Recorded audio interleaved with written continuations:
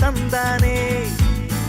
കടന്നിടയിൽ കുഴിയോ വളവോ തിരിവോ കരയോ മുളവോ മടിയാതിടയാതരിതൻ മണിയെ ചുമടിൽ നം തന്താനേ പണിക്ക് കൂട്ടരുമുണ്ടേ